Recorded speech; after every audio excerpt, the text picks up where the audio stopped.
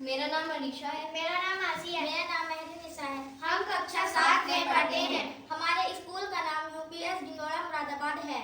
आज हम सब आपको विज्ञान के पाठ 12 लाभदायक एवं हानिकारक पौधे तथा जंतुओं के अंतर्गत हानिकारक जंतुओं के बारे में बताने जा रहे हैं।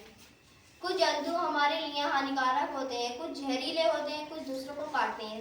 सांप तथा बिच्छू जहरीले जंतु होते हैं। बर्रे, मधुमक्खी तथा बिच्छू के डंक का अनुभव बहुत कटु होता है। खटमल, मच्छर तथा चींटी के काटने से खुजली तथा जलन होने लगती है। कुछ जंतु रोगवाहक जंतु होते हैं जो रोगाणुओं को एक स्थान से दूसरे स्थान तक पहुंचाते हैं। उन्हें रोगवाहक जंतु कहते हैं। जैसे मक्खी, मच्छर आदि रोगवाहक जंतु हैं। जूं, खटमल तथा पिस्सू भी रोगवाहक जंतु हैं। हैजा, अतिसार, पेचिश आदि बीमारियां घरेलू मक्खी द्वारा होती हैं। डेंगू, मलेरिया, चिकनगुनिया मच्छर की अलग प्रजातियों के काटने से होता है।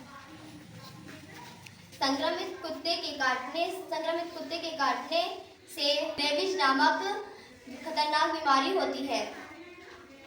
चूहा भी एक हानिकारक जंतु है।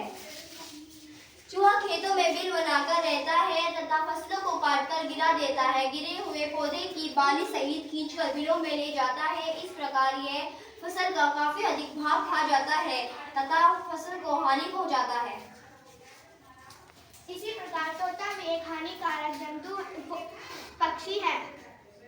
तो कुछ लोग तोता घरों में पालते हैं। तोता फसलों तथा फलों को हानि पहुंचाने वाला पक्षी है। इसकी चोंच बहुत मजबूत, नुकीली तथा मुड़ी हुई होती है। चोंच की ऐसी बनावट इसे फल कुतरने में सहायक होती है। तोता लीची, आम, अमरूद आदि फलों को खाकर हानि पहुंचाता है। वे सभी फसलें जिनमें बालें जैसे गेहूं, जौ, मक्का आदि निकलती हैं, तोता उन्हें भी नष्ट कर देता है। इसी प्रकार टिड्डी भी एक हानिकारक जंतु है। टिड्डी पौधों की पत्तियों तथा कोमल तनों को खाती है। इनके टिड्डी दलों की सूचना मात्र से किसानों के छक्के छूट जाते हैं। इनके एक दिन में कई करोड़ों टिड्डियां होती हैं। अगर ये एक बार खेतों में आ जाए तो पूरी की पूरी फसल को खाकर चट कर जाती हैं। टिड्डियों के उड़ते समय हेलीकॉप्टर द्वारा रसायनों के छिड़काव से इन्हें नष्ट किया जा सकता है। नीलगाय एक वन्य प्राणी है। इसे पाड़ा, घोड़रोच तथा वनरोच के नाम से भी जाना जाता है। इसका आकार घोड़े के समान होता है। ये हल्के नीले रंग की होती है। नीलगाय प्रायः झुंड बनाकर रहती हैं। छोटे पौधे, पेड़ों की पत्तियां इनका प्रिय भोजन है।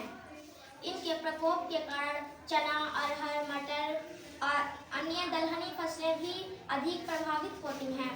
नीलगाय थोड़े ही समय में खड़ी फसल को नष्ट कर देती हैं। इन जंतुओं के अलावा गिलहरी, हाथी भी फसल को नष्ट कर हानि पहुंचाते हैं। धन्यवाद।